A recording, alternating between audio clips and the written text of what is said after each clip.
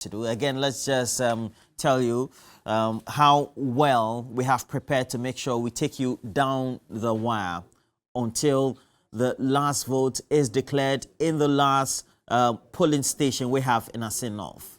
And Pakwesi, how are you? Hi, Roland. I'm doing very well. How about you? I'm well as well. We've got representation down there in Assin North. Our colleagues Komla Kluche as well as Eric Mauna Egbeta on the ground. We'll be touching base with them shortly to give us the very latest details of what's happening in Assin North. We've also got some political watchers and analysts. We'll be speaking to pollster Ben Epson as well as some political analysts from the University of Ghana as well to give us a sense of what they expect in today's election. But the stakes are pretty high, Roland. They are very, very, very high. Yesterday I watched Alfredo Kante during Ghana Tonight try to give us the figures with regards to representation in Parliament at the moment. And I think it's just the NDPP has one parliamentarian shy of the NDC. And so the stakes are quite high as to who wins this election. Yeah, certainly. Now, we've been joined by Dr. Tutu Boying. How are you? I'm good. Yeah. And Dr. Bernard Tutu Boying is going to help us comprehensively look at all the pre-election issues and then what the expectations are. And so that analysis it is going to come. As you join us on Facebook, Twitter, Instagram, YouTube, we also have to tell you who no like chop money. Dewa 539 chop money is here. All right. And so all you need to do is to make sure you collect your chop money every morning at 8:30 a.m. by just simply dialing *446#. You have to select option 2 to play Dewa 539 chop money. Win 20 times your stake with Direct 1, 40 times your stake with Direct 2, 400 times your stake with Direct 3. You can also PEM your numbers or bet on all 5 numbers to win big. You pick the ranges of the numbers from 1 to 39, so it becomes an easy win for you. Win every day with Dewa 539, and the only lottery that offers you the best chance of winning comprehensively. Collect your chop money every morning into your mobile wallet simply by dialing again *446# or also visit dewa-nla.com to play Dewa 539 chop money. And as you do that, making sure you get your chop money now, Dewa will tell you, say, afa like something. So I will do one. As you get interactive, and as Doc is also here, it also means that we have to get the conversation going in Pakwesi. Right, Doc. So it is a very important election. We've seen leaders from both political parties, the NPP and the NDC, go to Assin North to campaign ahead of today's elections. Monitoring, what's your own suspicion of today's election? What do you think would happen? All right. So good morning to all of us. Once again, good morning to viewers. And I think that this is a crucial election in terms of issues relating to referendum, in terms of issues relating to numbers, in Parliament, and as it were, who gets, superior advantage, over the other political party in Parliament. And are we going to see another equalization of numbers, or one is going to dominate, with some margin? And so, as we can see, both parties, not just about their leadership, but you could see that they have mobilized resources to Assin North, for the past 1 month. And I think immediately after the Kumawu elections, they all moved in there. And so it was also expected that the leading figures in the party, ex-president John Dramani Mahama, and then the sitting president and the vice, would also move to that vicinity. But for me, it's a good exercise, though there has been some level of criticisms with regards to vote influences and all that. I think that it is gradually becoming normal, though not approved, from an ethical perspective.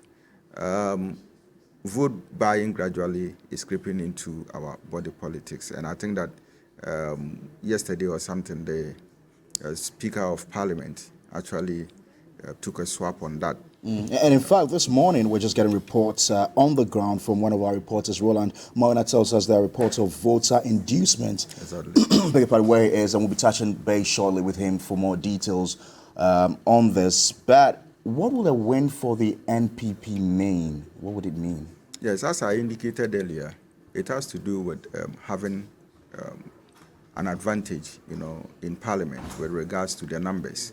Obviously, they become the majority, and so when it gets to issues of voting, when it gets to issues of pushing a policy, when it gets to issues of debating, I mean, they become a bit more stronger, and that means that they will dominate, and that will be crucial for them. Again, it will be an issue that they have fought and also retained, their seat in the Assin, of which they lost in the 2000 election, and that, as it were, also probably would suggest that their strategy is also working, and it also means a preparation for them in 2024.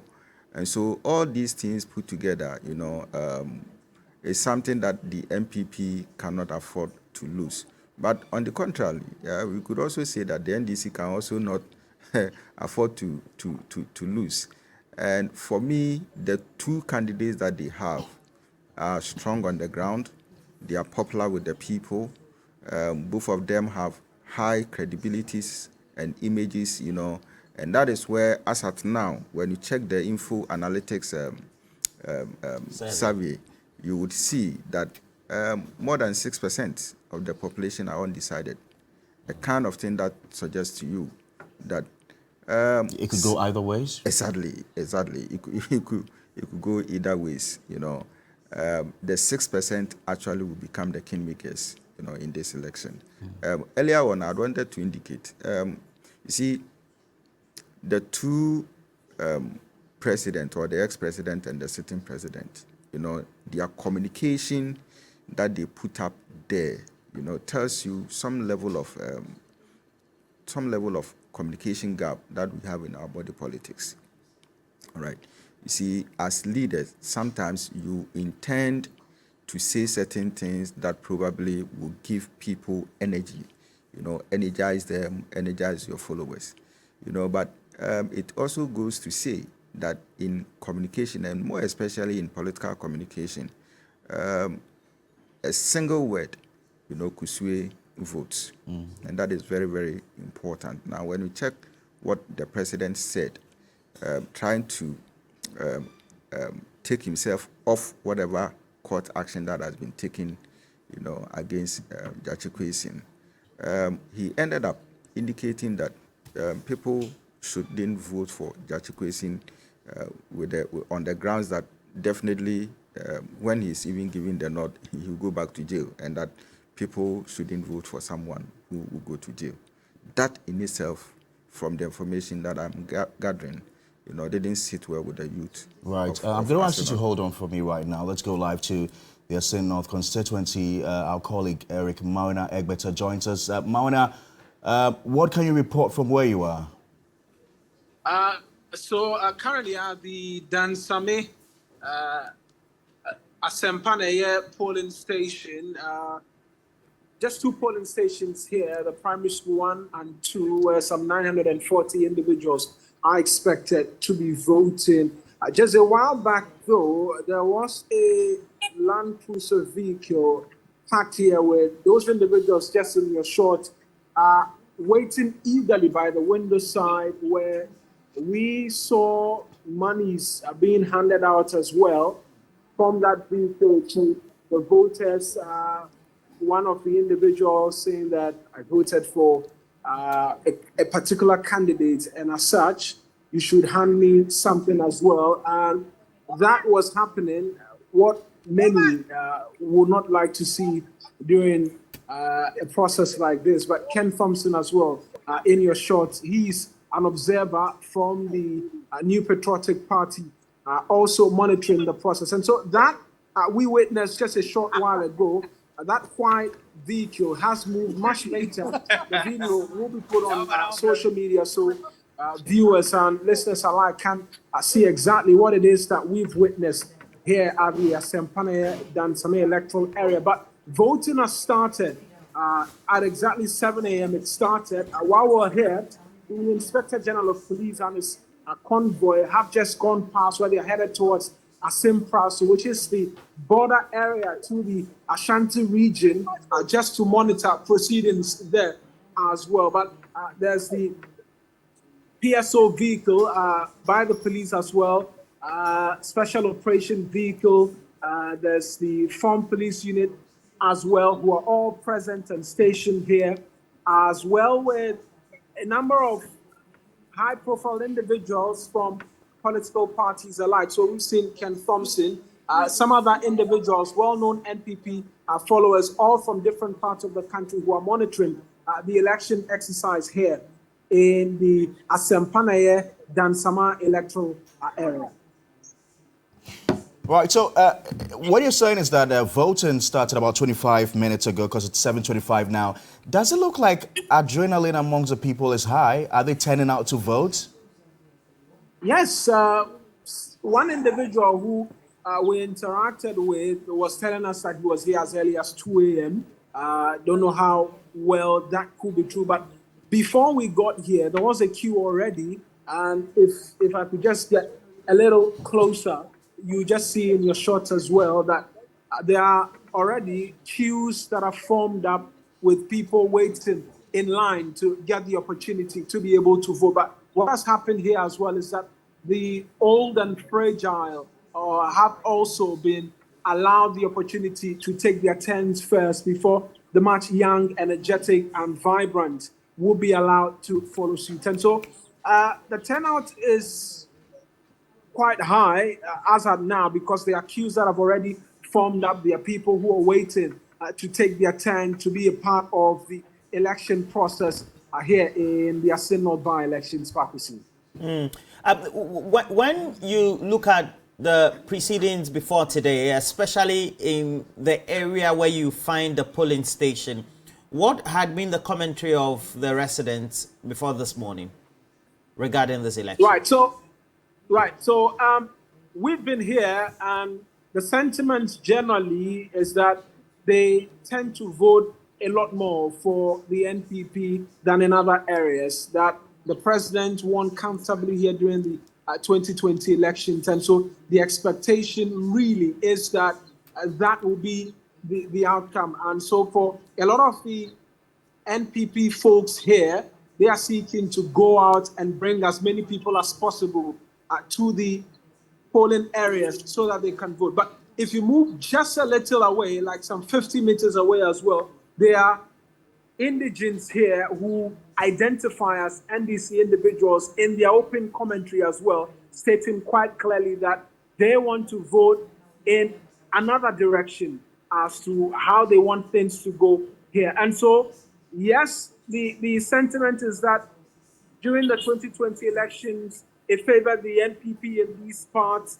but there are still constituents who want to prove otherwise when polls end and counting begins. And so just a general sense, maybe if you can call it mixed somewhat, based upon the views that we've garnered just a short while ago. And so for a cross-section of the individuals, particularly in your short, from their interaction, they were leaning more towards the NPP. But if you move to the side, and a lot of the persons, not those who are descending, but those who are beginning to make their way into the queue now, you find a lot of them as well leaning towards the NDC as well. And so just a mixed bag. We're waiting to see how really it pans out, Roland.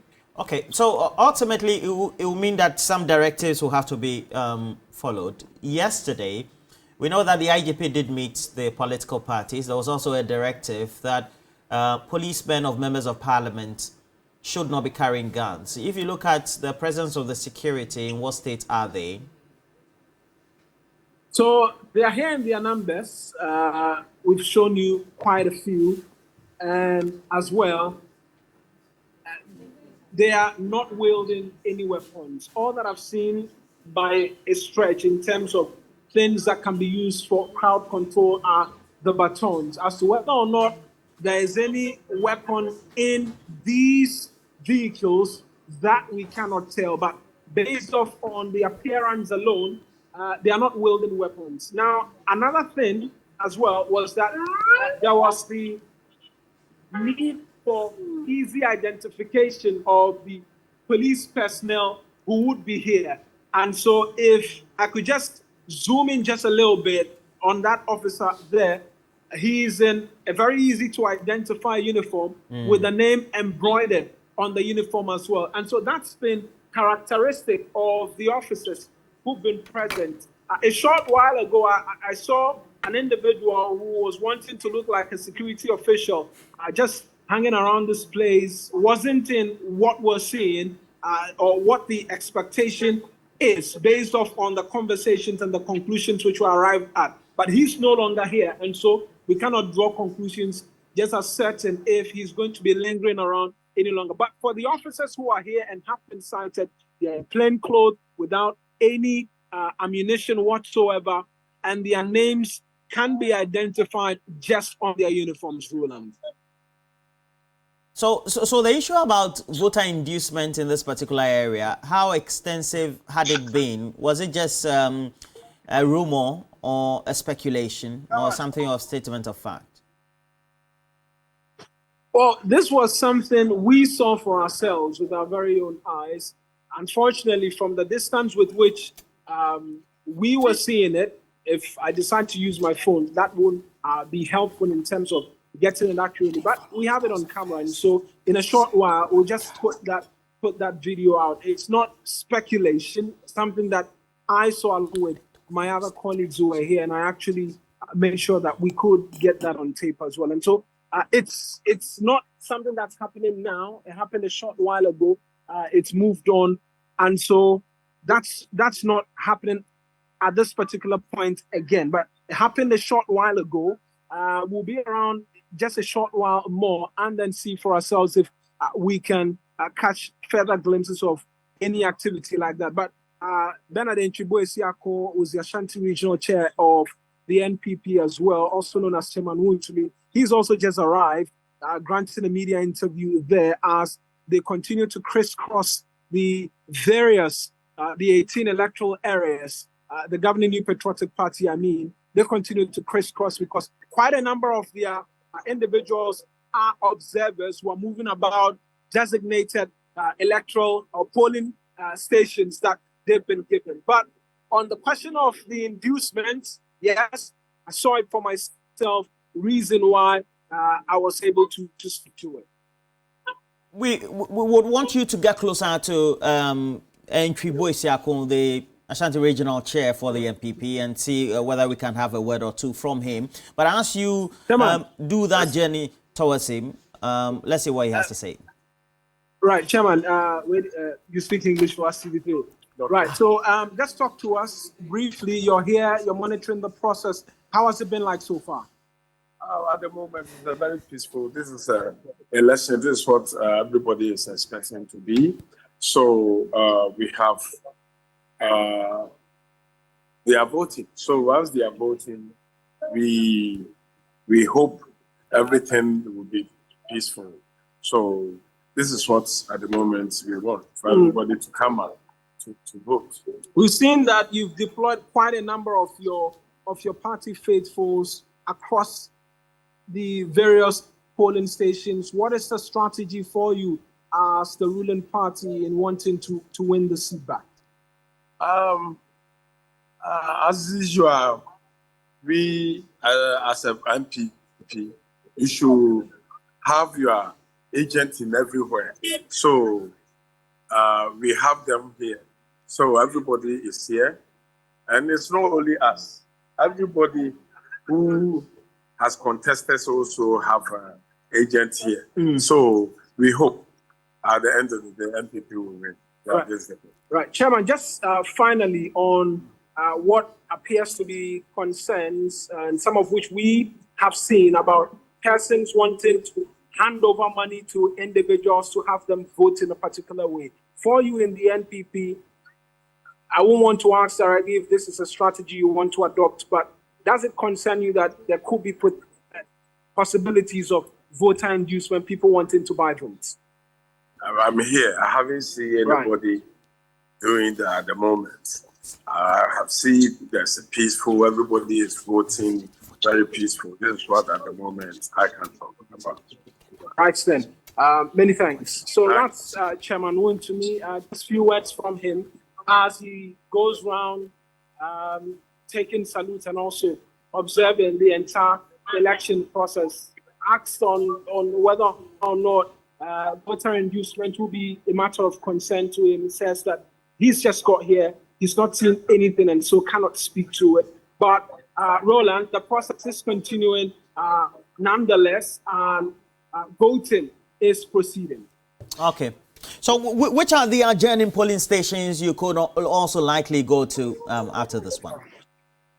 So we'll be headed towards the Praso area, and then we'll be at Cushion as well, just to catch a glimpse of exactly what happens. But after all of the voting and all of the counting, Breku will be the place to be. That's where the collation will be happening at. That's where James Jachikwesin as well will be voting at, and my colleague Komla Kluche will be there around that area when James Jachikwesin goes to vote, and we'll be picking the sentiment from there as well. But yes, we'll be moving to Cushion and then Praso as well, and just monitor the process from here, Ronan.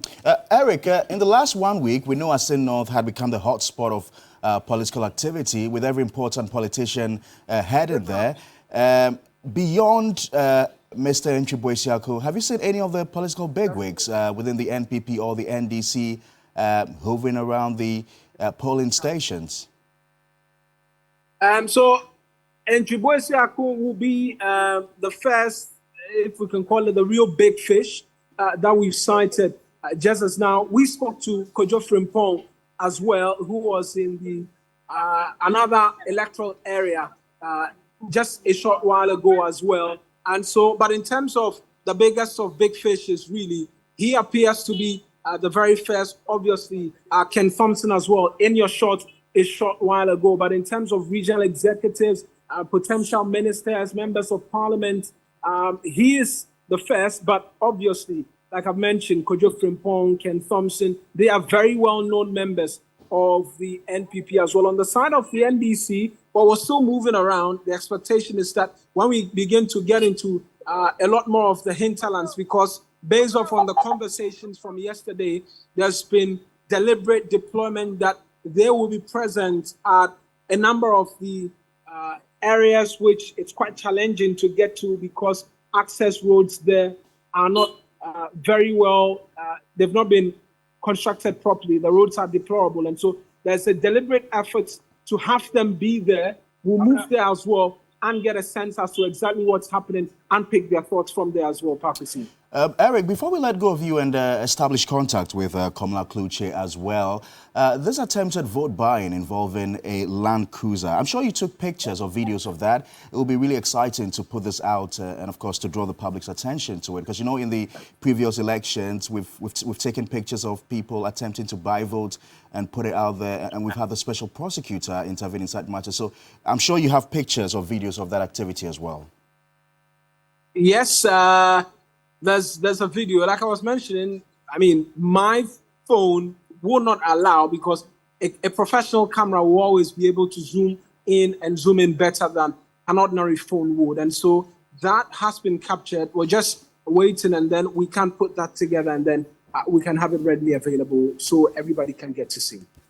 We'll see how that goes. And Eric giving us the latest update from the Nsami, and that's where he is. One of the polling stations we have in Assin North. And Doc, that also means that, well, everything is up. We have the chair for the biggest region where the NPP tends to get the biggest votes as far as the numbers are related. It means that this is as serious as it can get.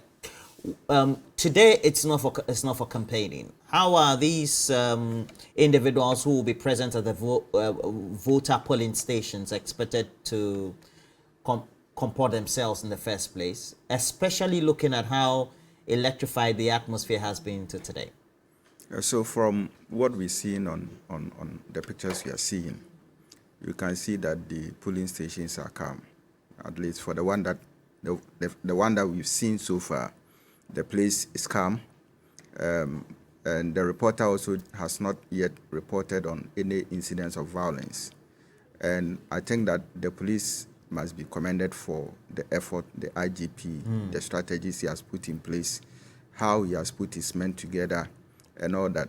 And if it should continue, not just to the benefit of the incumbent political party, then of course we expect to see a decent, election. As I always say, it is about the country Ghana and the image we are carving for ourselves as one of the best democratic nations of Africa and of the world. And so we need to defend that. We need to protect that. And this is one of the elections that probably would enhance that kind of image and credibility. And so I expect the police service and all security agencies present, to be decent and also to be fair and tackle issues from professional, perspective. We don't want to lose life, because a single life means a dip in the productivity of this country. And so going forward, the mandate of the police is to protect life and property, and that is what we expect them to do professionally. Again, with individual voters and their conduct, I would urge everybody listening to us, this morning, that there are rules and regulations regarding voting, and that they should observe these things to the letter, and that would also help protect individual lives. Secondly, we don't also expect to see violence, among supporters and staff. You see, the politicians that we see on radio, we listen to on radio and we see on television and we meet every day within our constituencies, they also have their interests, right? And so you must also protect your interests as an individual, So going forward, I think that people should conduct themselves very well and decently. As I was saying earlier, and as the reporter also alluded to, issues of vote buying and stuff, is something that we don't ascribe to, because it influences people unduly to take decisions that, given the freedom, they wouldn't be taking. And so I believe that whatever they have done up to this level, they should at least more or less let it be as it is, and then probably look out for a better strategy, to influence voters. Words are powerful, and whatever message that you put out there, if you're able to convince people genuinely, obviously it helps. From my perspective, and for a few research that I've done, you see, one thing about vote buying is that it doesn't lead to loyalty, and more or less it's about the highest bidder winning. So if you use vote buying today to win this particular by-election, it means that 2024, if somebody comes out, whether independent candidate or something, and the person gives a better offer, you will see people trooping in there. All right, so I don't ascribe to that, and the literature and research also don't support that. With regards to the bigwigs who are present, at Assin and all other constituencies within Assin, I am praying that they don't put their interest first, but they should consider the general welfare of the people. They should consider, Ghana's democracy, so that at the end of the day, they don't really, influence people unduly to stimulate violence and all that. Right. That is not what we are Right, expecting. we'll come back to you. You're watching our continuing coverage of the by-elections in Assin North. Voting started about some 45 minutes ago. We're expecting some 41,000 people to vote in 99 polling stations in the Assin North constituency. Let's go live now to speak to Kofi Adams, who is an executive and also a member of parliament for the National Democratic Congress. Mr. Adams, thank you very much for your time and good to have you on New Day. Are you monitoring the polls? Well, we're monitoring the polls, so. And what are your own views on how voting is going this morning? Well, the voters are turning out in their numbers, queuing and voting, and so far that has gone well. But it's also important to state that our main opponents are up to all kinds of tricks, even though we are responding appropriately to these tricks. In some polling stations in the Kushia area, they set up a point that showed to be bribing voters with cash, and that was resisted strongly by our persons, both at the polling station and those who were on their rounds. And the police aided, and that arrangement has been collapsed at that point. Was anybody arrested or picked up? Because we know inducement is illegal. Well, nobody was arrested, but what they did was to make sure that camp created there was collapsed, and that they cannot allow anybody to do that, especially just around the polling station. If you say it's your business that you are doing, then carry your business somewhere else far away from that point, because they never know that any such business existed anywhere near such a police station where somebody issues money to persons in the community. So that was how I was told they settled it there. So you've talked about tricks and machinations being employed by the. If I were there, but once it's been resolved that way and they've stopped them, that's okay for now. Mr. Adams, you've talked about tricks and machinations being employed by you or opposition, that's a New Patriotic Party. Tell us about your tricks and machinations as well. What have you been doing? Well, we have campaigned strongly, and you realize that a lot of officers have come in. Our leader and flag bearer was here twice to engage in campaigning. Our 2020 running mate was here a number of times. Our national chairman is here, general secretary, they have all been here, party officials, MPs. We have crisscrossed the constituency, engaged the people, spoken the truth to them, and requested of them that the whole country and the world is looking up to them to do what is right by voting for Joe Quaison. They should vote on the side of truth, they should vote on the side of justice, and not election-related, by-election-related projects and inducement. We have done what we can do as a political party in terms of getting our message down, and we do hope that today the voters will queue and do what is right. Well, Mr. Adams, we do know that the two parties met the IGP and the top brass of the police hierarchy. That also means that you've been able to cross your T's and dot the I's as far as all the related concerns you have with security. Is that satisfactory enough? Hello, I didn't hear you well. Network here sometimes is a bit terrible that when you're speaking it's so hard to hear. If you can repeat it, please, for me. I'm saying that just less than 12 hours ago, the top leadership of the two parties met the IGP and the leadership of the police service. Is everything all right now? Are you all satisfied with all the security arrangements and all the concerns you would have? Well, we still have some concerns. We do hope that the police will listen to all of us and be fair. And if, for example, you picking persons that they are strangers in the community, even when they are not carrying anything, then we must be seen to be doing so across board. For example, the police picked up some young persons who were there to help in plunking activity. They were not even carrying a knife that we used to call okapi for peeling oranges. You didn't find anything on them, but you say they are strangers, you pick them.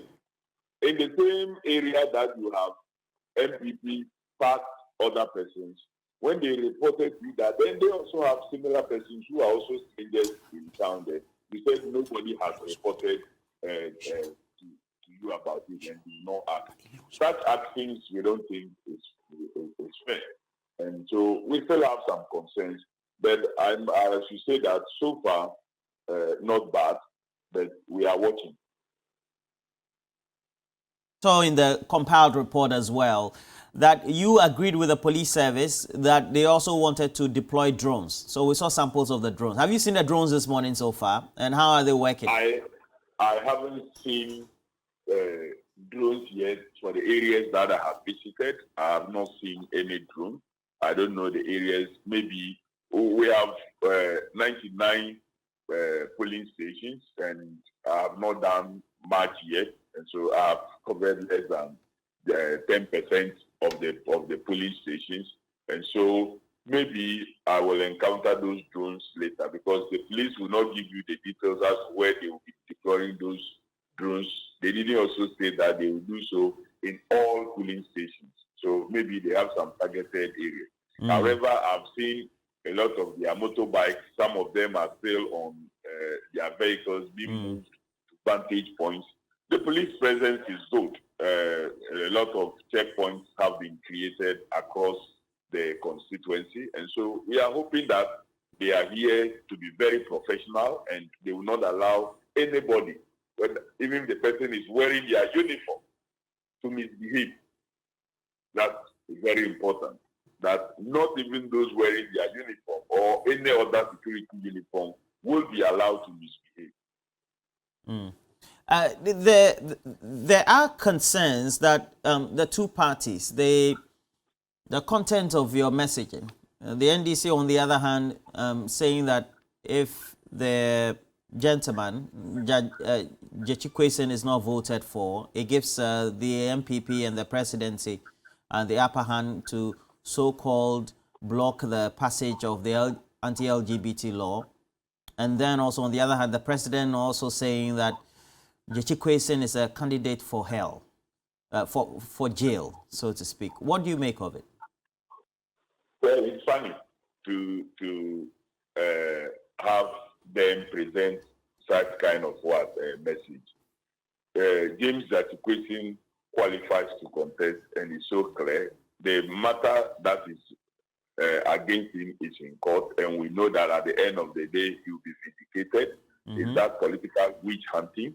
And so we would not want to discuss in detail that matter. It is so clear that this is a gentleman who submitted himself to lawful processes from 2019 and got clearance before he swore his oath to be a member of parliament before Mr. Speaker on the 7th of January 2021. And so that will be proven in court. And so as for James Jechikwesen, his hands are clear, his hands are clean.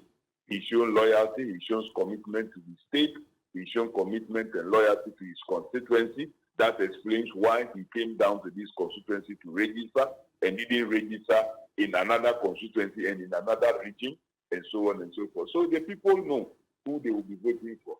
As for the government has failed the people of Assin. Today we are not campaigning, but it's very clear. Your reporters were around.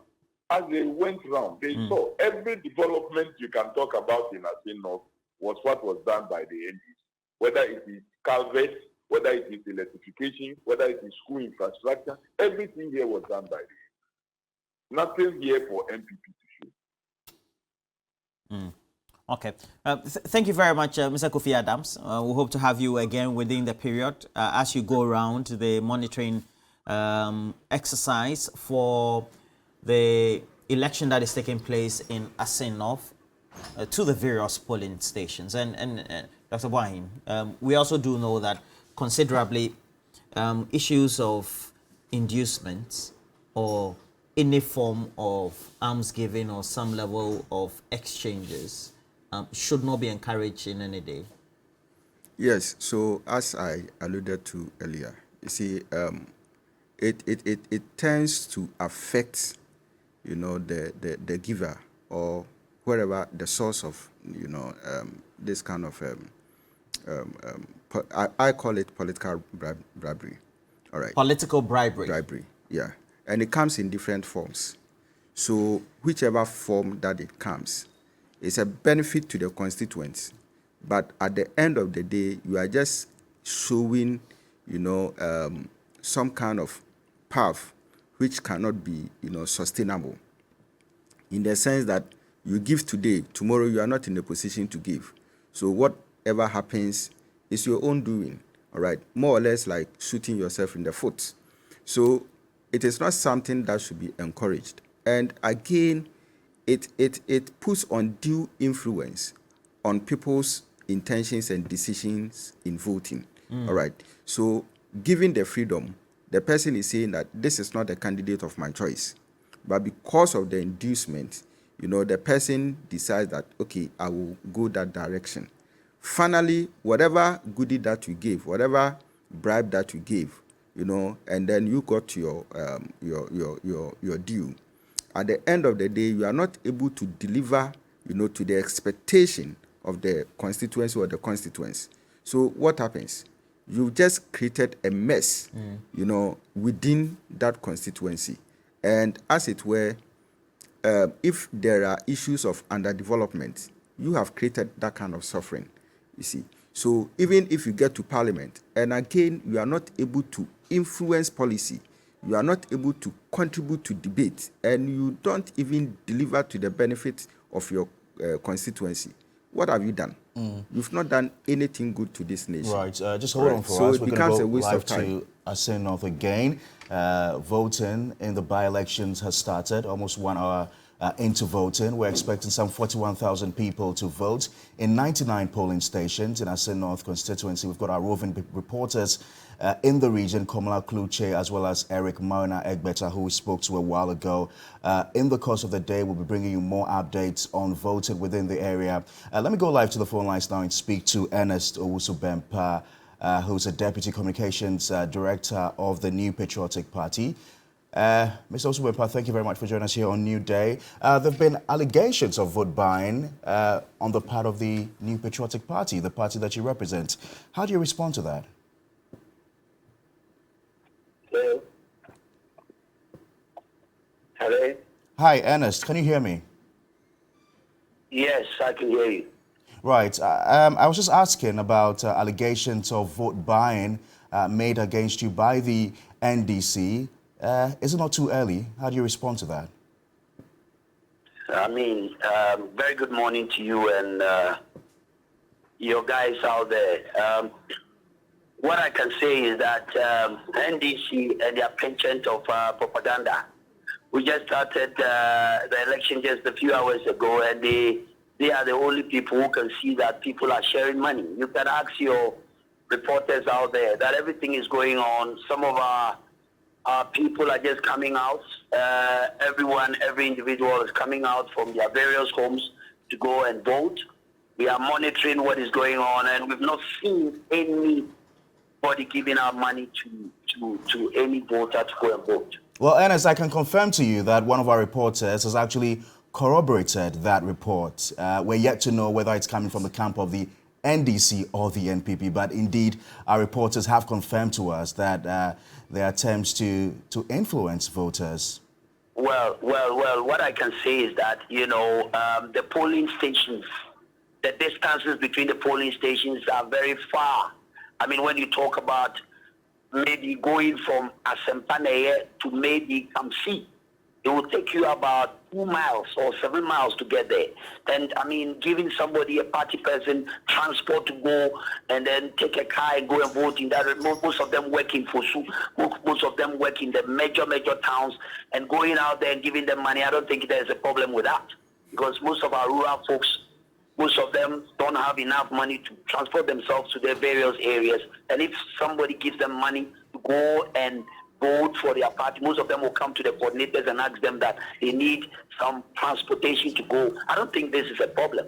If that is what your reporter saw, and he says that some people are giving money to entice people, then I'm sorry, they don't know the voting process, because most of our People are going to farm. They have stopped going, and they said they are going to vote, but they don't have transportation. It's our duty as a political party to give them transportation to go and vote. And there's nothing wrong with that.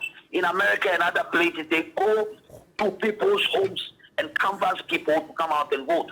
I was in Maryland, I was in Virginia some time ago when they were voting. The Democrats were going out there, going to door, calling out people, give them transportation to go and vote. So I don't think there's nothing wrong with that. That's pretty interesting. There's really a thin line, though, between giving money to people to go and vote and also influencing them. But how do you influence? My brother, don't insult the intelligence of the ordinary people here. I mean, how do you influence somebody to go? You have sold your message to them, they've bought into the message, and they are going out there to vote. They know, the people here in Assin North, they know what they want. They know what who they're going to be voting for. So it is absolutely ridiculous for anybody to come and tell you that somebody is doling out money for some people to go out and vote. Ernest, if you listen to me, Ernest, I was just saying that there's a thin line between determining giving money to somebody to go and vote for you and also giving money to be influenced. So it's a pretty difficult scenario to distinguish between. But you're saying that I can say that if you come to Assin North, I can assure you that distances. This morning I went to Kamsi. I got up around 3 a.m. and I went to Kamsi. Driving from Kamsi to Assin and Kumasi, it took me almost one hour to get here. And everybody can attest to that. So somebody working in Assin and Kumasi, and he maybe registered at Kamsi, and he's going there to go and vote. And he comes to the party officials that they need money to transport them to their voting centers. I don't think there's nothing wrong with that. There's something wrong with that. That is the point I'm making. So they are going out there to vote. I don't want to belabor the point, but if you want to give money to your party folks to go and vote, you could have done that yesterday, on the day of election at the polling station. Some of them are rural folks, some of them are farmers. They go to the farm, they come very late in the night, and some of them will come. So I think that we should leave that one and let's look at the bigger picture. What is happening here is a very sad day for a journalist, my colleague journalists like yourself, that a Peace FM reporter was attacked yesterday by NDC hoodlums at a press conference here. And that's what we should be talking about. It's an affront to the fourth estate of the realm, and we should condemn it and tell the NDC in the face that if John Mahama tells them that they come from a revolutionary background, and when it comes to unleashing violence, nobody can beat them. It's a sad day, and they are unleashing the violence on a journalist, an innocent journalist, who is filing his report here. And look, the young gentleman is now hospitalized, and it's terrible for a political party like NDC to attack a journalist. I mean, my brother, this is too bad. Too bad. That is what we should be talking about now. Because if we get to a point whereby we're going into 2024 election and every journalist is being attacked from left, right, center, where are we going as a country? The democracy that we're building, that is an enviable democracy that every West African country, everybody across the world envy Ghana's democracy. It's been destroyed by some hoodlums from a political party who believes that their own selfish parochial interest is what matters. And what is it? The media people who are supposed to come out there and report whatever is happening, to go and disseminate the information to the ordinary Ghanaian people, are being attacked. And I think that the civil society organizations should condemn this. The diplomatic community should condemn this. And we are calling on the clergy and the entire country to condemn this. Now, have you been able to interact with the journalist, and what's his state now? Yes, he's in the hospital yesterday. We spoke to him yesterday, and we sent one of our guys to go there and take a look. So, I mean, I think that as of this morning, because everybody is busy, we've not seen him, but we're planning to go and see him tomorrow. And we've written a report to the GJA president And of course, we've registered our protest to the security agencies as well. Yesterday, the two parties sat before the IGP and agreed on some modalities. So far, from what you're hearing from the ground, from your men, and then your own personal observations, are you happy with the arrangement put in place based on the discussions with the IGP and the top brass of the police hierarchy? Of course, as for the new patriotic party, we believe in the competencies of the IGP and his men, and we know what he can do. I mean, we are law-abiding political party, and we are here to win the elections. We've sold our message to the ordinary people in Assin North, and we know that the strategies that we put in place as a political party, we are going to win this election and win it convincingly. But as for our friends from the other side, right from day one, all that they are doing is selling propaganda, telling the people untruth stories about our candidates and our party and everything that is going on. But we believe that at the end of the day, victory will be ours, and the message that we put across will yield a very good result for us. And by close of polls 2 hours, we as a political party will be expecting our results, and we will know our results as usual.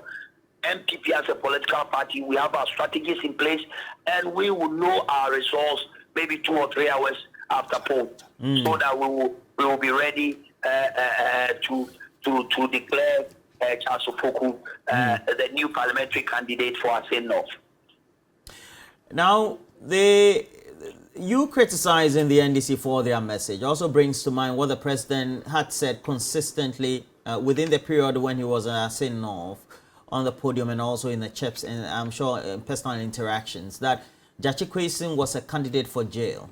Was that a prudent thing for the president of the land to be saying in this crucial election? Can you come again, because I didn't hear your question? You criticizing the NDC for the messages that you believe they had been telling the voters of Assin North. That also brings to mind the comment by the president that Jachikwesin, who is a candidate of the NDC, is a candidate for jail. Do you think that's a prudent comment from the president? I mean, I think you have to critically look at the context. The president said that.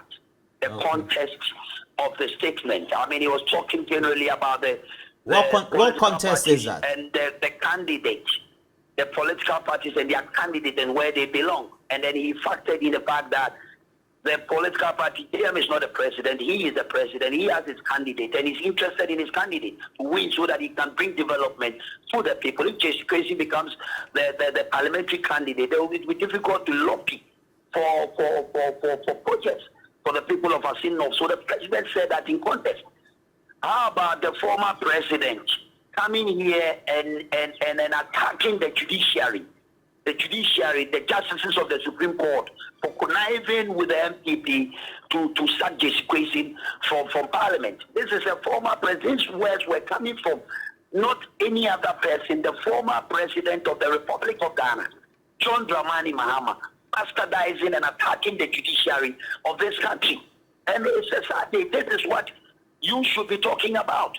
Because at the first time, they've attacked the pillars of democracy in this country. They've attacked the media. They are now sending their arsenals to the justices of the Supreme Court and attacking them as well. This is a source of worry. It should be a source of worry for everyone who believes in democracy in this country. That we should call and name the NDC and shame them for their characteristics of attacking the pillars of democracy in this country. And this is what we should be talking about now. Well, we spoke to some legal experts, and they said the president made prejudicial comments. Which one? I can't recall what the president said. The president said Jachikwesin was a candidate for jail. Let me just recall that. Perhaps maybe you were not at the rally. Let me just recall the insert for you. No, I'm asking you this, Mr. Osubempa. I'm asking you this because you are a good friend here. So you come here and you were here before the election. So let me just recall the insert of the. Please stay on the line. Let me recall the insert of the president. Yeah, Mama Twabe. Now, if you don't know the way Bema, the beer Bema Amra, No, Jim Hono. Oh, Jim Hono. Yeah, poor Piano Baba the Sumbo. No, Piano Nasa Baba Hamaji. Let him be a newspaper move. I say North MP say, I say North MP say. Yana here. Yeah, poor Piano Baba Yajuma. Now the fiancé of every trade near my Yajuma. Maybe some. Who the fiancé about to me about Yajuma. And that man I will to I prison. I die a man I will to me I prison. So Uncle Dream Moha, Uncle Fan Homa. Nasan Abamo. If you say NDC for a penny, sir. Miss Ramo, Mamu, yes, I'm. Mr. Usumapa, did you hear the president? Yes, I heard him right. Yeah. And what is wrong with that? What is wrong with the statement? There's you nothing tell wrong. me what is wrong with the statement. Okay. So we spoke to some legal practitioners and they there's- said the president made prejudicial comments. What is the prejudicial comment here? I don't get it. What is the prejudicial comment here? He's making statement that could influence a case that's already in court. Unless, Roland, you are my very good friend, unless you don't understand P. If you do understand P, the president said from the beginning, Yempe Obi Obabe Hamagini, Obi Ojina Court, Obabe Hamagini, Obi Ojina Court, Udinu Kujina Debi, Okwe Fiatia, not Debi, Okwe Fiatia, Otie Fiatia. It's normal for anybody to say that because he has a criminal court and the case in reference is Adamus Sakande's case, which is happening in court. He ended up in jail. And anybody can use that references as anything to pass a comment to buttress a point. And I don't think there's nothing wrong. I don't think there's anything wrong with that. The president make a point that he's just speaking to the conscience of the ordinary people in Assin North. That if you're going out there to vote, you have to think ahead. Think about the future. Think about who is going to lead you. The person who is going to lead you, he has been declared a persona non grata in Parliament. He's been sacked from Parliament because he lied under oath, and that is critical. And the criminal case is pending in court. So what is wrong with that? What the president said is absolutely on point, and he was speaking to the conscience of the ordinary people in Assin North. All right. Before we let you go, though, which of the polling station will you be visiting, or have you mapped the polling stations that you will be visiting? I'm doing a special operation, going around, monitoring, and then, filing reports. So I'll be everywhere. So as at the moment, I told you I was in Kamsi, a village where it's a settler community of Gas and Krobos in that area. Okay. And I'm now in Assin and Kumase. I'm heading towards Dansame. And from there, I'll do a stopover at where the media houses are at Breku, that is the largest populated area. And then from there, I'll move to Tasso and then come back and then go to Anokrom, which is another village on the other side, and then end up at the polling center finally for the final coalition. Thank you very much, Ernest Owusu-Bempah. Ernest Owusu-Bempah is a Deputy Communications Director for the ruling New Patriotic Party, helping us with the discussions. He's on the ground and responding to some questions, especially related to what we have cited by way of our reporters on the ground of some inducement or money sharing. His justification is that they are supposed to be used for transport for those who commuted from areas far off from the polling stations to come and vote. And then, of course, we asked whether that is not a very thin line between what you give by way of inducement and what you claim is transport. So he also made those justifications. But we'll put those questions to independent analysts who also come here and also to their opponents what they think about that also, that justification that has been given for many of these instances that we've cited today. But please make sure you get interactive with us. We're already seeing a couple of you. Sola Sanwo Moses says you're watching. And then also Lukman Mwazu says what Mr. Owusu-Bempah is saying is unjustifiable, but this is elections. And then Roja Jojo Ahin says, please, Roland, don't allow him to bring his own questions and answer them.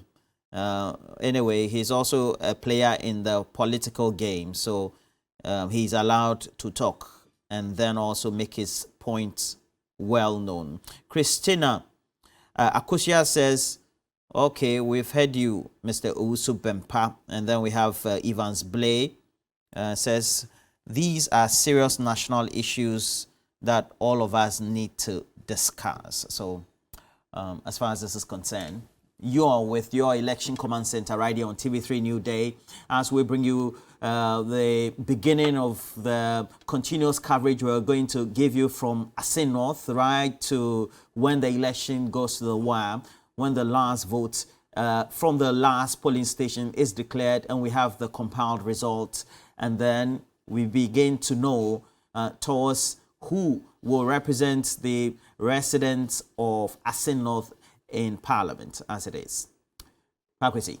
Roland, I've just been checking a few of the comments on social media, and appears a very, very uncomplimentary comment there for Owusu Bempa, and I would not even want to read them out. But essentially, a lot of people are not excited about how he answered the questions on the issues of alleged votes buying and his attempt to equalize. And so I'll just leave it for now.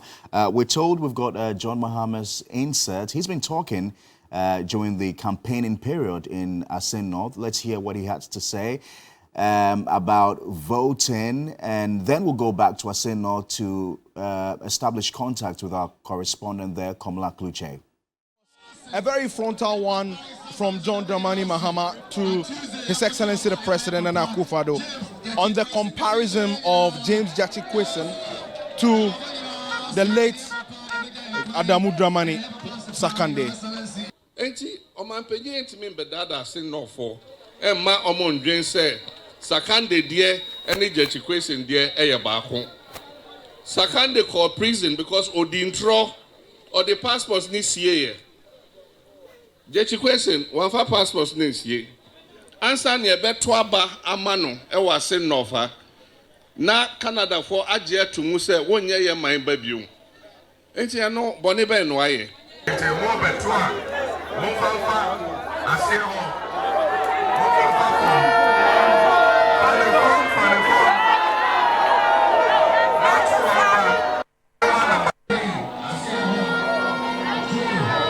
Well, while at that, John Dramani Mahama reiterated the most important reason why James Gyakye Quayson must be re-elected.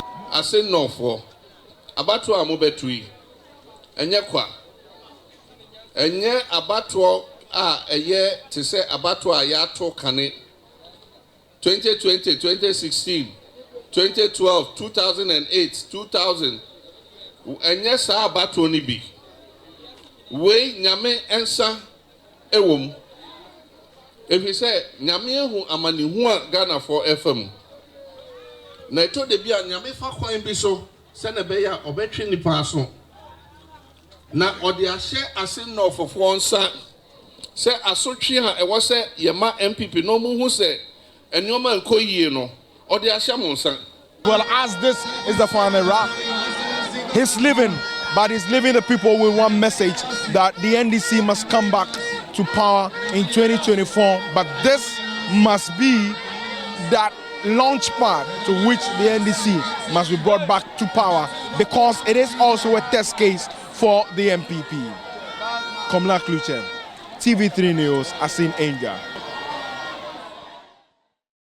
Right, so if you've just tuned in, this is our continuing coverage of the by-elections in Assin North. It's 18 past 8, over an hour of voting in that constituency. We're looking at 41,000 people voting in 99 polling stations across Assin North. We've got reporters scattered across the region, the area actually. Komla Kluche, one of our top reporters, as well as Eric Mawina Egbeta, have been stationed there for the past 1 week, bringing us up-to-date, up-to-the-minute information on all that's been happening. Today also, we'll be bringing you comprehensive coverage of elections there up until the final result is counted. You'll be seeing our team of presenters led by Alfredo Kanse, Johnny Hughes. They'll all be joining us on set. It's going to be an all-election affair here on your election command center. I'm told we've got a soundbite to play as well now. It's a video on voter inducement. Yes, that video Eric talked about early on. Let's have that.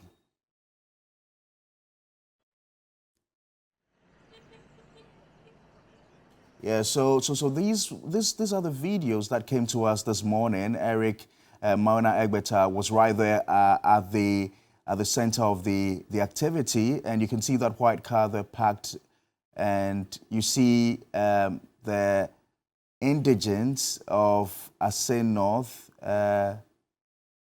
going there. Oh, they actually, you see, is it money being shared, Roland? Okay. Looks like it, actually.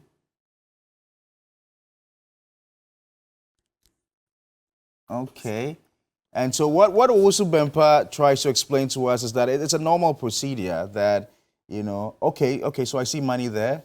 Yes. And Owusu Bempa suggests that it's normal because the people live very far from the polling station. Some of them are farmers, and they would need money for transportation to go and vote. And so if there was any exchange of money at all, as Owusu Bempa makes us believe, then it was only for transportation to go and vote.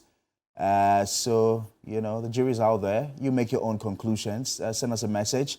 Tell us what you think of the video you're just seeing on our screen right now.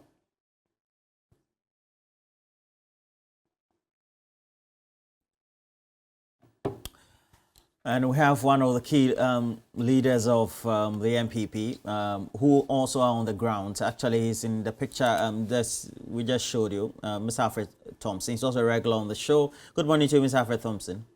Good morning, Roland. How are you doing? I'm well. Maybe so. Okay. Mpocho mfunyina yeyi sisi ya muhu wo. Ne jina ka wo white four-wheel drive.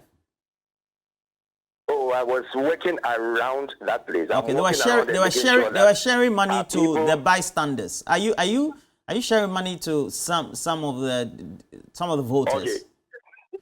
Have I done what? Not you.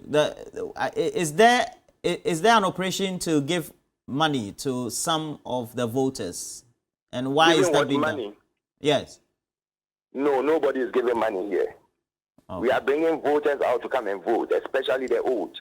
What we are doing is that we are providing them with transport to come and vote, because some of them have requested for transport to come out and come and vote. So that's what we are doing for them. Okay, so nobody is giving anybody money here. What we are doing is to make sure that everybody comes out to vote. Okay, so you're giving the money as transport because? We are not giving anybody transport money.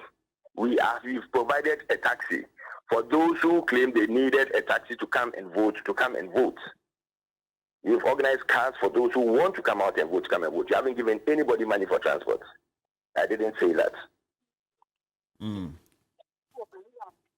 Now, I hope we are both clear on that. Yeah. We're just showing a video in which the four-wheel drive that has been parked is doling out some notes. Drive? You are in the video, sir. It's a white Nissan four-wheel drive. And the additional notes. The additional notes to the bystanders who are coming to vote. You saw additional notes. I didn't say you. In the video, you said I'm in a video, and there's a white 4x4, and they're dishing out money, and I was dishing out money. So I saw you standing beside the car. I didn't say you were dishing out. That is one of our police station manager's car. And I went there to see what was happening there, because I saw a lot of people around the car, and they said, why should people be standing here instead of going to vote? All right. So were you able to find out what they were doing there? They have a list of people that come around, and they were standing around the car, and they said, no, it shouldn't happen here. They should go and vote. So why were they standing there in the first place? You say you went there to find out why they were standing there. We have the police station register. So when your people come, they come and take that they've come to vote. You have to collate your register with what is going on. So they come there and take that they voted, and then they go? They come and tell you that, yes, we have come, you are coming to vote, morning. Why do they have to come and say that to you? But if you have your members and they are coming to vote, why can't they tell you that you are going to vote? Is there any law saying that your members can't tell you that you are going to vote? I see. That's pretty interesting. That's pretty interesting. So we spoke to Ernest Osubempa early on this morning, and he said that it was a normal practice to give them the money as transport to go and vote, and that it was not an inducement, but they were just being given monies to go and vote. I don't think he meant that, because our place, we are making sure that we're giving you taxis to convey the old and vulnerable, those who can't walk. And I can take pictures of some who are even sitting at the polling station. We even provided chairs for those who cannot stand for a very long time. And I think that is in order, because I can't see my mother's age or my father's age standing in the line and they are feeling very weak and they'll be standing there. You have to give them chairs and things to sit on. Well, so I must say to you, however, that we've got our reporters on the ground, and these videos. Was here and they interviewed me. Yes. You can ask them whether they saw that you are giving any money out. Yes, they actually are reporting that to us because they sent this video to us and they suggested that there was sharing of monies, and so they brought this video to us, and it's on the basis of this video. Was sharing money here, or a car, or any car was with us and was sharing money. Nobody has mentioned your name, sir. Nobody has mentioned your name. And what the reporter said. So why didn't they take a picture of the money being shared? But they have seen money. We even have a better evidence. We have a video. We don't have a picture. It's a video actually we're showing right now. I regret that you're not watching TV3 at this moment. That's what our reporter sent to us. People gathered around the car. In the video, have they seen money being shared? I want to be clear on this one because I need to make sure I cross-check. Have they seen money being shared in the video? We see one person giving out some notes. What we don't know, we cannot establish if it's money, but he's giving out notes to certain people. I can see that. Yes. What note? Small bills. Oh, no, it's not true. All right. Okay. So which other areas will you be visiting as part of your monitoring? Assin Penny and then Saman is my area that I'm working on. So I go around I shuffle between about 4 to 8 polling stations. All right. So where you are, besides that Nissan car, the 4-wheel drive, that's one of the areas you're supposed to monitor, right? I'm monitoring 4 polling stations. All right. So you are talking about besides that car or whatever it is, I don't understand that one. Right. So what's the process? At the moment, I'm moving to another 4 very soon to make sure that everything is going on smoothly. Where we feel that they are vulnerable people, where we feel that we should provide cars for people who can't come, we do that for them. That's right. So what do? Do you have agents in the communities who would do the arrangements for the cars, or what else do you do? Oh yes, we have polling station executives here who they know are people who need cars. Whether you are MPP, NDC, QPP, or whatever it is, whoever it is, we are providing a car for you because people need to be helped. Okay. So in instances where you're not able to provide, let's say, feeding or the necessary arrangement for the transport, what do you do? Do you give them? We have Pragya and taxi available for anybody who needs it. We are not giving anybody any money to take their own car. It is not done and we cannot do it. Thank you very much, Mr. Alfred Thompson. He's one of the leaders of the MPP. And then they are monitoring the situation. He says that he's also been assigned certain polling stations. We know that in total we have 99 polling stations in the Assin North constituency. We'll take you through some of the numbers for us to get abreast of ourselves by way of the related issues. But again, just to bring that video back, before we get into the numbers by way of the figures of the votes from the last election up to now, this is what we picked up. You could clearly see that a number of people had milled around this 4-wheel drive, and there were handing over of notes, and certainly they are not large papers by way of either half A4 sheets or etc. So Mr. Alfred Thompson, who we saw in the picture, says that it's rather an arrangement of polling station people who have been given a list. So the individuals who are supposed to vote polling station by polling station, we have them on a list, and so he has to go cross-check to make sure the right things are done. Again, Mr. Usu Bempai, Deputy Director of Communication of the party, does say that arrangements have been made to ensure that there's transport given or transportation of individuals because of the nature of certain sections of the Assin North area. People would have to either get transported from their locations to the voting center, and so that is being done appropriately. Well, you can get on to Facebook, Twitter, Instagram. TV3 Ghana is always available. Make sure you get the latest update of this video. Get your own assessment of it. It doesn't become us because we're talking about videos we have captured, and so you have to make a better assessment or judgment of it yourself. But we're also encouraging you, give us more of your comments as well. Now, Komla Kluche is giving us the latest, and we'll bring you that with you. Also get you up to speed with the latest as far as concerned. There seem to have been some fisticuffs for some near exchanges for which we had the intervention of the police in one of the areas where he's currently located.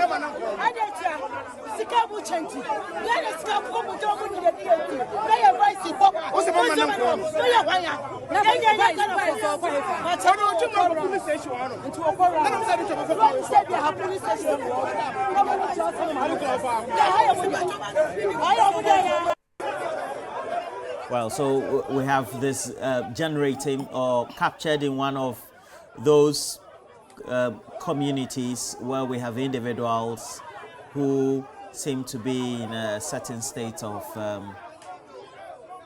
animosity, exchanging words among each other. And Komla did speak to a number of them. We'll bring you that. So, Prof, you've witnessed what appears to be some inducement. I mean, this is frontal about your consent. I haven't actually witnessed it in the sense that I have not seen somebody physically giving whatever to anybody. So I don't have evidence of that. What I see is a lot of confusion. I thought that this is a polling station, there should be queues. So I don't see why there's so much crowding and so much screaming and yelling. So I see that as contrary to what we are supposed to expect at a polling station. I mean, will this bring some level of mistrust in the process? It does appear.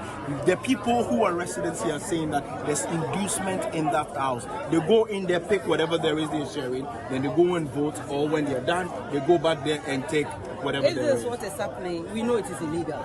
And I think the police, the security people are here. I don't know what their own views on the issues are. The NDC should be worried about these allegations of voter inducement. Everybody should be worried about allegations of inducement because it goes against the rules. Everybody, those giving, those receiving, if that's the allegation and it is true, everybody should be worried because it will interfere with what it is that we are trying to do, what it is that we are trying to practice called democracy. So everybody should be worried. It's not just the NDC. Okay, all right. Many thanks.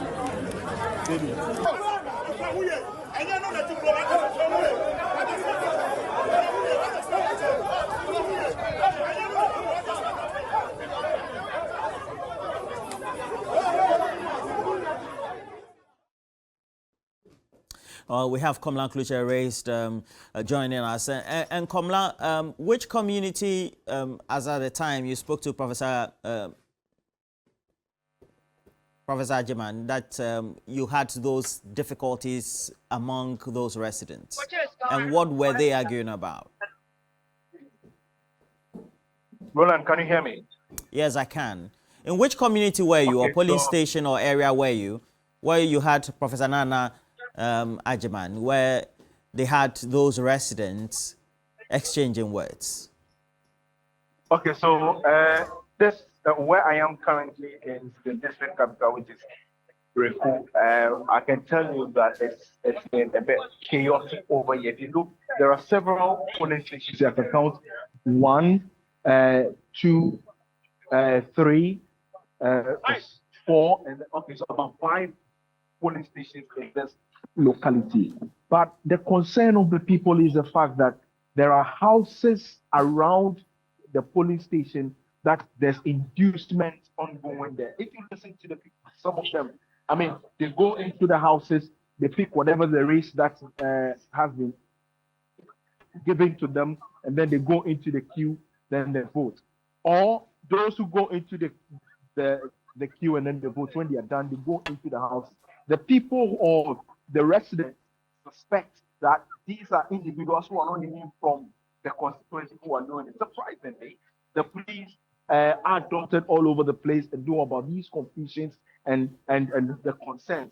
There were exchange of blows and all that because some of the people say that it is not today that they will come and be sharing money and all that. Chairman Wuntumi was also here a short while ago. He had said that there's nothing that's ongoing. But from where I stood, I could see that the people are in there. They give something to the people, and then they go into the queue, and then they go. That is what my independent eye has seen. But well, I mean, they do not even want the media to come close to that house. And the concern of the people is that why would everybody be entering into that house before joining the queue to vote? If that is the situation, the security agencies must take charge and enter the house to find out precisely what it is that is going on there. These are some of the concerns that the people are raising. But that has not necessarily even affected the voting, though I can tell you it's been peaceful so far, apart from the glitches or those exchanges that came. The people are in the queue doing it all right, but yes, still, they are very expended. I just spoke with a lady, and that story may be coming up pretty shortly. Right, She came with a sister beyond from what your naked eyes has seen, Komala, then the name of the game is evidence. Were you able to capture anything on video or camera? So in those videos that we have, you could see that there was the exchange of money being given out to people. But how do you even tell? How are you able to even tell that this is because of the voting? Yes, those houses. What the people are saying is that ordinarily it does not happen on a daily basis. Those activities ongoing in there. Why would those people be there? And these are not even people who are from this town, but they are in that particular house and they are doing this kind of activity. So yes, if you watch some of the videos, few of them are in there, exchange of money and all that. But I mean, largely the people themselves are seeing them. Some are saying that we want the money, give the money to us, because some who have come from foreign here want their TNTs back and all that. So whoever is able to give them money, they will take it and they'll still go and vote. Whoever they are voting for, of course, there's a split. It will change their mind. Some say they'll take it and they'll still vote for whoever they want to vote with. So that's basically what it is. Well, now there are issues that we also had earlier discussions with some officials of the MPP. They do say that they are providing transport for some of their members who want to go and vote because the distance between the voting area and then also where they live is a bit uneven or far. And so just tell us, what's the typical nature of Assin for which maybe where locations are to the voting area is a bit far off, and so people have difficulty getting to voting centers? Maybe I'm going to, I mean, justify, be it or otherwise, they may, I mean, it could be justified that yes, they need to give TNT to the people because yes, people have moved in from wherever. For instance, the lady I spoke with, who said that they have come from Cape Coast and then they haven't been able to get their TNT to go. So somebody like that necessarily needs a transportation back. But if you're talking about this particular area, which is the house I'm talking about, is just, I'm just going to tell a little bit the camera, where the hot sheet is, what they're quite far away in the distance over there. This is where the police station is, and the house is just down there, and people from the community. And this is just about a minute or two walk. I'm not too sure what that transportation would all right. mean, though. Just hold on. Just hold on there. Be on the stream. Be on the stream. We have on the line the Director of Communications for the MPP. Good morning to you, Ms. Anyagba. Mr. Richard Anyagba.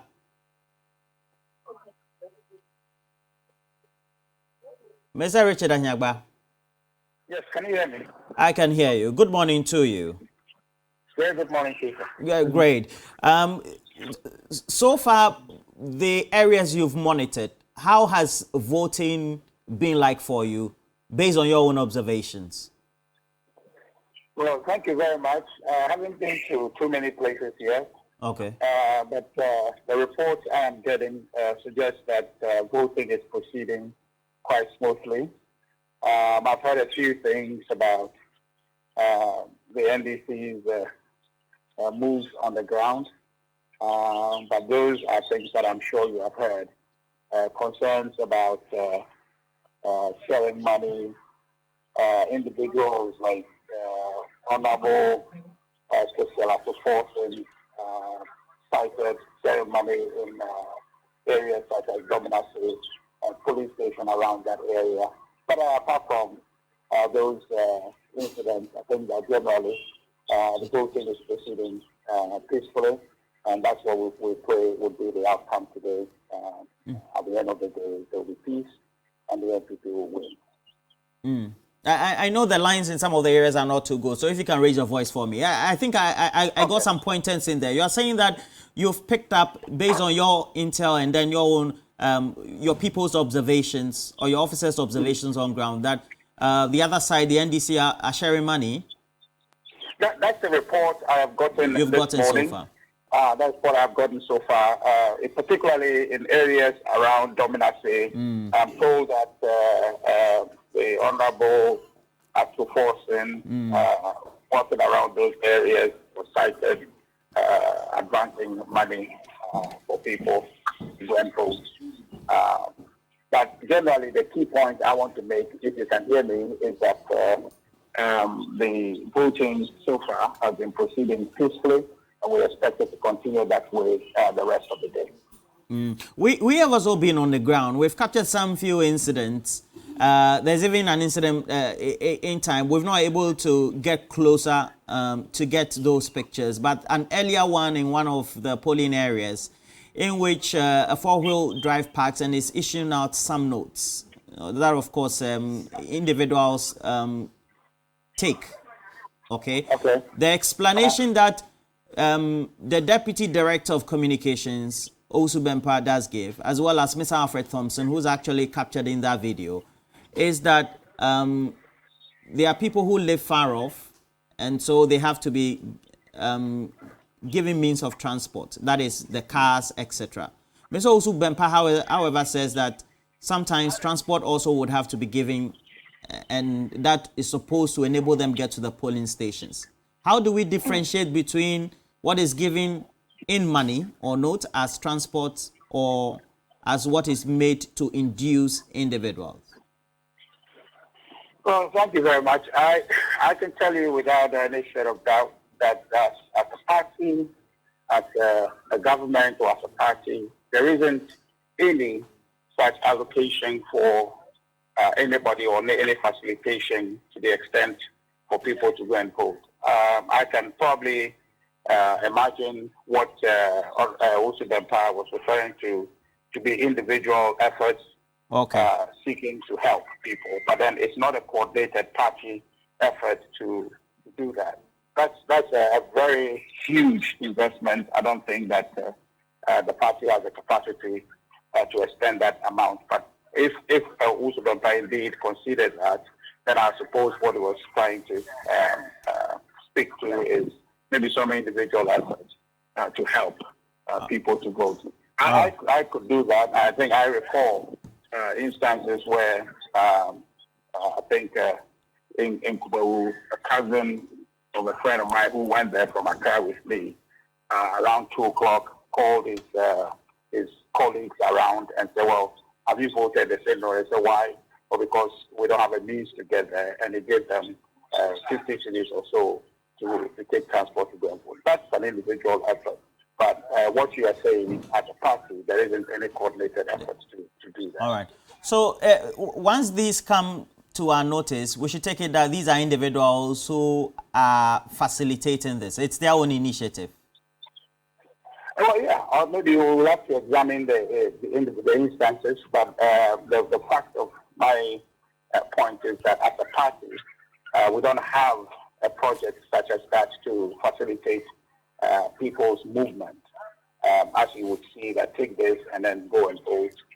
We don't have that project, but individuals may engage in that activity if they also been powers with friends. I haven't seen individuals giving money to people to go and vote this morning as we speak. But if that is happening, then it will be, people's effort to want to do that. Generally, with your experience, don't you think it's too early for all the two parties to be raising allegations and then also even individuals, like we've cited in the videos, based on what our reporters have picked up also on ground, trying to do this before voting actually even settles into a voting mood? No, I think that it's a relative situation, and often when issues come up, I think that they are reporting. You can't delay their reporting. So if we see honorable to forcing ceremony at 6 o'clock or 7 o'clock, I think we should be able to say it. But the important thing is that we need to know the facts of the matter. Well, I think that ultimately there is in the end of things, we will have to see if the motive, as it were, is to buy votes or to facilitate movement for people, which I think the reference earlier was about. But I don't think that is too early. We should rather be focused on some of these happenings and point to them if there are definite infractions, so people can stop doing them and give our democracy a chance to flourish. So which areas will you be monitoring the elections from, or the voting areas in terms of the polling stations? Well, I would be moving from one polling station to the other, but most often, I think all of the media, a vast majority of them are set up at the school Saturday Park. So I'll be in and out of that place and as many polling stations as I can reach today. So generally, I'll be on the move the better part of today up until voting stations. Yes, Mr. Hyangba, so I heard you specifically mention the name of the minority leader, Keselatu Forson, accusing him of doling out money to voters. That's a very serious allegation. I mean, aren't we tired of politicians? You speak for a ruling government. You know that voter inducement is illegal and a crime. Beyond just accusing the minority leader of trying to influence people, why haven't you made a case to the police? Why haven't you taken hardcore evidence to ensure that he's prosecuted and jailed? Well, I don't think all of the things you said can all be done presently, but I indicated that these are the reports I am getting, and I mentioned to you the area. If we have any evidence, if I have any evidence in my hands, then I will move along those lines. But is that not irresponsible on your part, Mr. Hyangba? You say that you are yet to get evidence, but you have mentioned the name of the minority leader of the largest opposition party, accusing him of doling out money, trying to influence voters. Is that not irresponsible on your part? Well, I'm not sure I agree with your phrasing and the usage of the word irresponsible. And if you listen to me very closely, I didn't say for certain. I said I've had reports. But you mentioned his name. Yes, but if I have reports of him, what should I say? You could just say I've had reports that some NDC members, but you mentioned his name. Excuse me. So what should I put there? But you don't have the evidence. But you don't have the evidence. Please hold on. I've had reports about him. Okay, reports suggest that he is in that area giving money. What name should I be? What name should I put there if the reports suggest that he is the one doing it? And I didn't say for certain. I said I had reports. Now, if we have the evidence at the end of the day, and mind you that these things will not be done in the open. They will not be done in the open. So it's not as if the evidence is lying there, you're just going to grab it, but it also does not discount the fact that people may have seen him. And so please, I think that you will do us all a favor by communicating or advancing the news rather than become a defensive broadcaster. Why should I not put his name there if the report suggests that he is the one cited to be doing that? The people, or wherever you got the report from, are they willing to give you the hardcore evidence? And will you be willing to go further to make a report to the police to ensure that this matter is dealt with? I'm not sure what trajectory you're on, but I'm just telling you what reports I have gotten. And your posture, I don't know if you speak for Atuforsen or you speak for the NDC. I'm telling you, you asked me a specific question, and I'm telling you what reports I have gotten.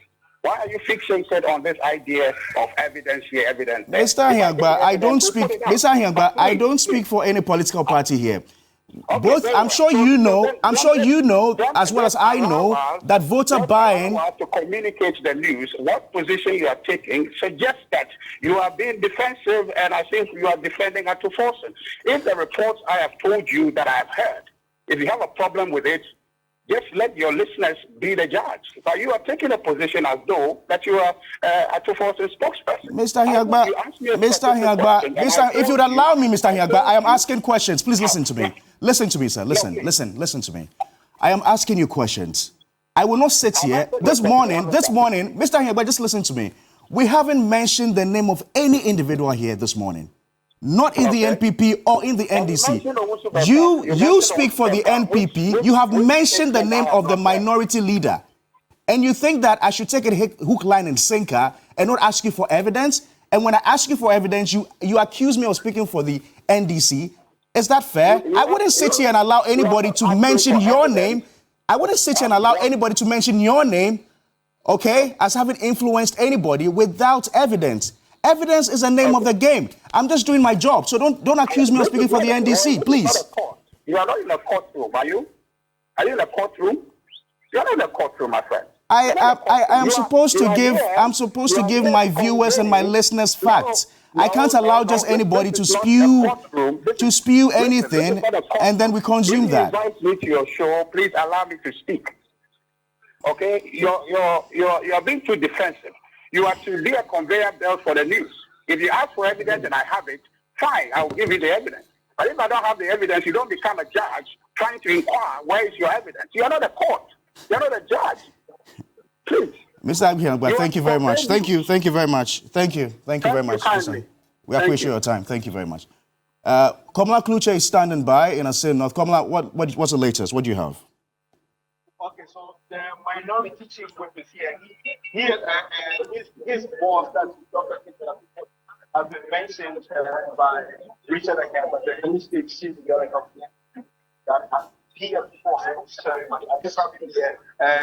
Sunday morning has been moving to Dr. Kisela to force it. Why is your boss Dr. Kisela? First of all, I want to thank you for the opportunity. We are currently in a location many miles away from where we have been alleged to have been sharing money.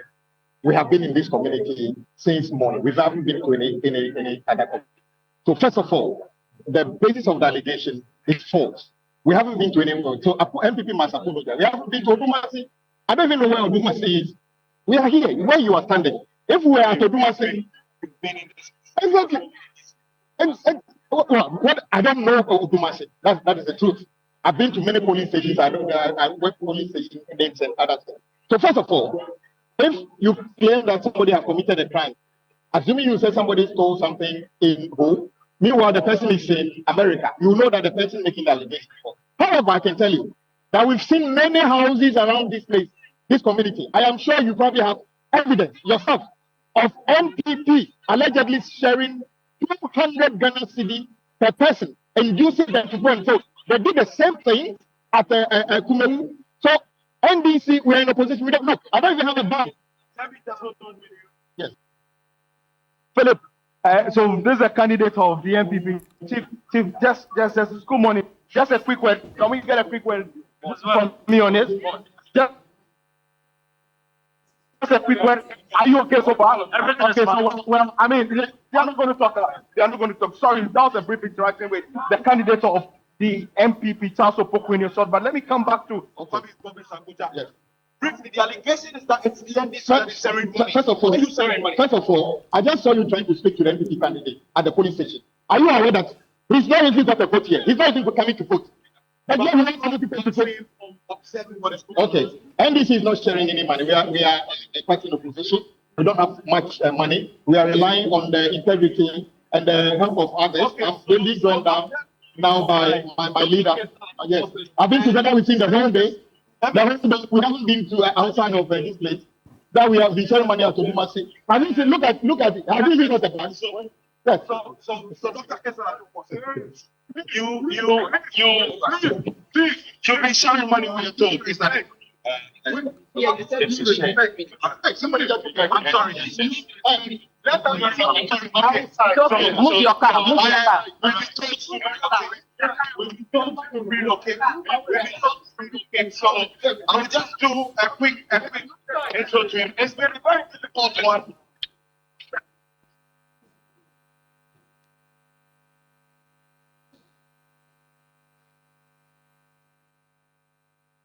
Oh no, we're just going to hear from Atuforton there. I think there's been a bit of a break, but Komla is trying to re-establish the feed, and then we hear from Atuforton on the allegations made against him.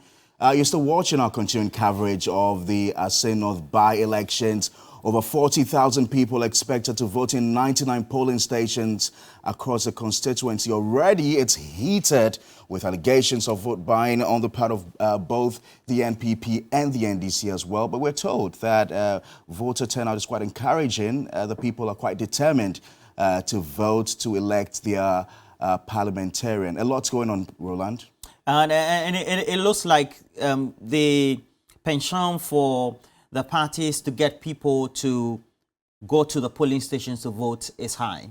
I think the concern, and especially if we have that, again, that video put on screen, that has been picked up by Mawina Egbeta, that is indicating that a car comes to stop and then money is being shared.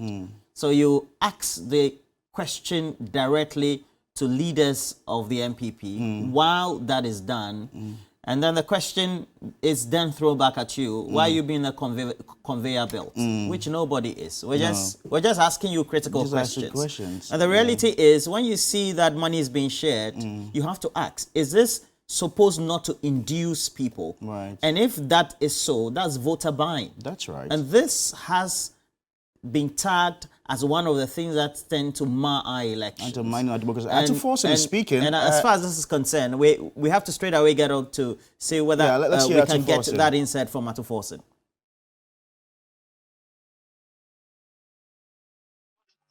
So they know that I've come to see. I'll be the one to expose it. And so because I'll be the one to expose it,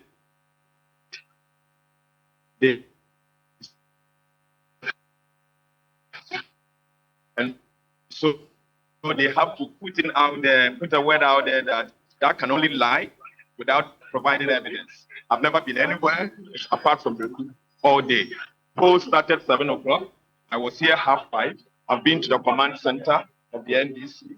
I've also been to all the polling stations, and everyone can check to the fact. And that's all what I'm doing. I've never been anywhere else apart from the police station. So let them provide evidence. But let me tell you, they are saying this to cover their mess. But I want to warn the MPP But you see, money cannot do this. The people of Assin North will vote against the MPs and elect our brother Joe Basin Cyprus from today. I have no doubt about it. Their money will not work. But my only concern is that our democracy is being assassinated by the MP. They are sharing money in a magnitude never seen. State money that they are sharing is such a magnitude. I'm worried. This is not democracy. This is moneycracy. Our democracy is dead.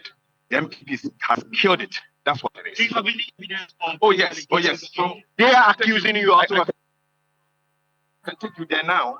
I've seen them sharing the money. I've seen 10 different spots. I can show you near the polling stations where they are sharing money. So if you don't mind, I can take you there. I'll match you there and you see them sharing money. What exactly do you want the police to do? The police must move those sharing money outside 5-kilometer radius of the polling station. But what is happening here, I'm shocked. I'm shocked. I've been in politics for 16 years. I've never seen anything like this. It's nothing but money sharing. It's a shame. Do you think this finally has any business on our economy? No, of course, of course. You see, what they have successfully done is to impoverish the people to a magnitude never seen in our life before. And so 200 Ghana cedis means a lot to them because they are poor. And so that is what they have done. They deliberately made the people of Ghana poor, amass so much wealth, and that when it comes to elections, they will give them back so that they will have to share the money. It's a shame. So to say that I, Atu Forsen, have been to Obamasi, it's a big liar. The lie of the century. I've not seen a liar, a lie of this type before. I've been here all day. So I'm lucky to be here today. For me, for you to be able to appear before me or to ask you the questions. Other than that, the unsuspecting Ghanaians may think that actually I'm sharing money. So I'm lucky that I'm at the right place. For you to get to me and ask some questions that are of relevance. Unfortunately, I'm take you there and to prove to you that the MPP is sharing money, 200 and 300 Ghana cedis per person. Many times, so that is Dr. So Roland, I mean, typical of our elections, you know, this is how it is. This is how, you know, it's all over the place. And the accusations here and there, but what is important is that voting is still ongoing. Like we had early on, the candidate of the MPP, Charles Opoku, who just passed out a short while ago, but didn't want to say anything. He doesn't have a vote in the constituency. We are told that James Jachikwesin will be coming in a moment, and this is the area he will be voting from. And so we're just hoping that we'll be able to get it. You know, and you shot the police. You can see in monitoring, the police are also doing their patrol with that drone. So the drone in your shots over there doing the monitoring. They said they were going to use this. They will activate this to look at people who are troublemakers, and they will fish them out. Well, that's how this is going to be able to find out. We'll see how that works. But this is the situational report in the Brekum area, which is the district capital for the Assin North constituency. Now, again, just a recall in that house. Is Komla gone? Okay, it looks like we don't have... Okay, again, just a recall in that house, Komla. You saw people milling around there, and certainly it looks like they went there to go and collect money. Of course, that was what I saw. And it looked a bit chaotic over there as well, because there were heavily built men, you know, who were there also not allowing the media to come anywhere close. So you don't want to risk, for instance, your own security. You don't want to also risk the equipment power, but we just have to be somewhat to be able to get it. Fortunately enough, we had those exchanges to a very large extent. But I can tell you the monitoring being done, especially, and you know, the Breku area, which is the district capital, appears to be the stronghold of the MPP. You can see the NEC men all over the place, from the MPs to the national officers. So we had Nano Pokwatiman, who came in, she's left, Dr. Tuforsen and Kwame Gobbins Aguja. I hear Dr. Sipayanke a whole lot of them are here. And on the MPP side too, Chairman Wuntumi was here. I saw him here a while ago. One of their deputy communications directors was also here, and also the candidate himself for the party has come here. And so it tells you how much the stakes are very, very high in this election, and nobody wants to leave any stone unturned regarding this. Okay. So have they indicated they intend reporting this incident to any of the law enforcement agencies or officers who are present? That was what Atopos was saying. You know, just a short while ago, they have been informing the police that they've shown them where the house is and what is going on, and inviting the police to go in there and then disband those people. But the police have not been able to act on this one. And, you know, we have equally approached the police who have been a little bit hostile to us in the media, you know, telling us to relocate even from where we are because they claim that we are interfering with the whole thing in terms of the voting, and so we should relocate. The media should move back a little bit. They are trying to do a barricade so that we do not come closer to where it is. Well, I mean, they are managing the security of this election, and so you would want to just really obey them and not offend the law, so to speak. But as it is now, they say they are in charge. They've not gone to those houses though, and nothing has happened to it as I speak with you. Even though I'm supposed to indicating that they would feed the media, at least that particular house that are kind of quite far away from that, and it's also one just around where the district assembly is. And in fact, the center is just opposite the district assembly, and that's where all of this is going on. Well, we'll see what we can do about that. Then please monitor the situation as far as this is related or concerned, and then the action that the police takes. And Pakwesi, it also means that we have policemen on the ground, and they are looking at an action that they are not preventing, where we have millions of people in locations or houses, and supposedly or allegedly money is being shared in those homes, and they take no action, no preventive measures. It's sad, and you hear the politicians come all the time to justify these kinds of actions. The police, I know, I'm sure they're also trying to be very careful and professional with your job. We expected this. This is a very hot sport. The stakes are very high in these elections. But I think the police should stamp the authority. The IGP himself is there, Dr. Dampari, and we expect that, you know, he will do the right thing, ensure that the right things are done. If people go against the law, they should be arrested and picked up. It doesn't matter whose ox is God. It doesn't matter who is involved in the action. Once it's illegal, I think action should be taken. Roland, I think we've just been notified that we've got to take a break. You're still watching our continuing coverage of the by-elections in Assin North. Over 40,000 voters are expected to turn out and vote in 99 polling stations across Assin North. We've got our reporters, Eric Moina Egbeta, as well as Komla Kluche on the ground to bring us the very latest. We're also live on 3FM 92.7. We'll take a short break. When we return, we'll bring you more from Assin North.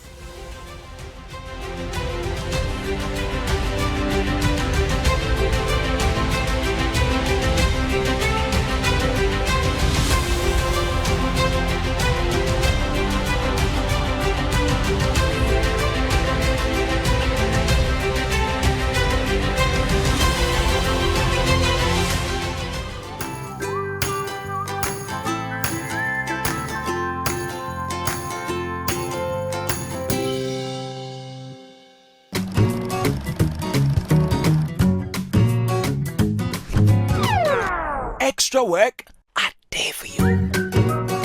Extra work deserves extra taste. Tasty dear.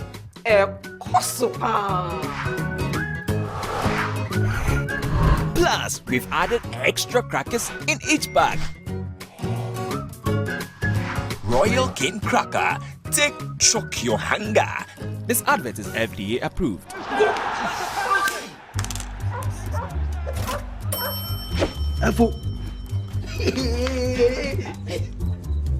Are you sure you want to tell them? Imagine what your wife would do. Your son